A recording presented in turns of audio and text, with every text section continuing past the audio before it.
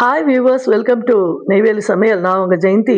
இன்னைக்கு நம்ம one pot vegetable pulao எப்படி பண்ணலான்னு பார்க்கலாம். அதுக்கு நான் வந்து பீன்ஸு, கேரட், பட்டாணி, அப்புறம் சின்ன வெங்காயம், பூண்டு, பச்சை மிளகா, தக்காளி இதெல்லாம் வந்து முன்னாடி நறுக்கி வச்சுருக்கேன். பச்சை மிளகாவை கீறி வச்சுருக்கணும். இது என்னன்னு பார்த்தீங்கன்னா, குட்டி வெங்காயம் முளை வந்திருக்கு, அதை நட்டு வைக்கலான்னு. இப்போ இந்த ஒரு குக்கரில் ஒரு 2-3 டேபிள் ஸ்பூன் அளவுக்கு நெய் வந்து ஆட் பண்ணிக்கிறோம்.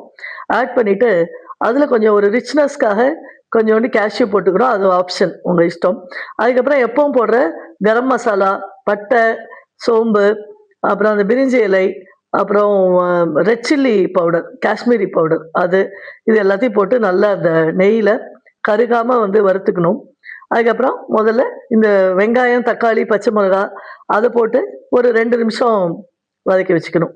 நெய் நல்லா சூடாக இருக்குது. ஃப்ளேமை ஃபுல் ஃப்ளேமில் வச்சுருக்கோம். அதனால் ஒரு 2 நிமிஷத்தில் லைட்டாக வதங்கிடும். அதுக்கப்புறம் நல்லா வாஷ் பண்ணி வச்சுருக்கிற இந்த வெஜிடபிள்ஸ் எல்லாத்தையுமே அப்படியே போடுறோம். போட்டுட்டு அதையும் சேர்த்து ஒரு நிமிஷம் வதக்கிக்கிறோம். நம்ம எந்த கப்பில் ரைஸ் எடுக்கிறோமோ அதில் வெறும் 2 கப்பு அளவுக்கு தான் தண்ணி வச்சுருக்கேன். இப்போ யூஸ்வலாக சாதத்துக்கு 3 கப்பு வைப்பீங்க அப்படின்னா, இப்போ இதில் 2 கப் வரும். அந்த தண்ணி வந்து இதில் முதல்ல வந்து சேர்த்துடணும். இது செய்யறது வந்து ரொம்ப சுலபம். வித்தின் மேக்ஸிமம் ஒரு 10 மினிட்ஸ்க்குள்ளே இதை நம்ம வந்து முடிச்சிடலாம். தண்ணி போட்டோடனே அதுக்கு தேவையான அளவு கல்லுப்பு வந்து சேர்த்துக்கிறோம். குறைச்சலாக போட்டுக்கோங்க, அப்புறம் வேணும்னா பார்த்துக்கலாம்.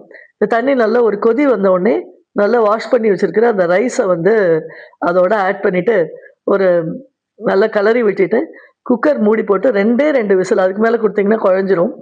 அது மாதிரி பண்ணிவிட்டு எடுத்தோம் அப்படின்னா சுவையான ஒன் பாட் பிரியாணி வந்து ஈஸியாக ரெடி ஆகிடும். ட்ரை பண்ணி பாருங்கள். தேங்க்யூ.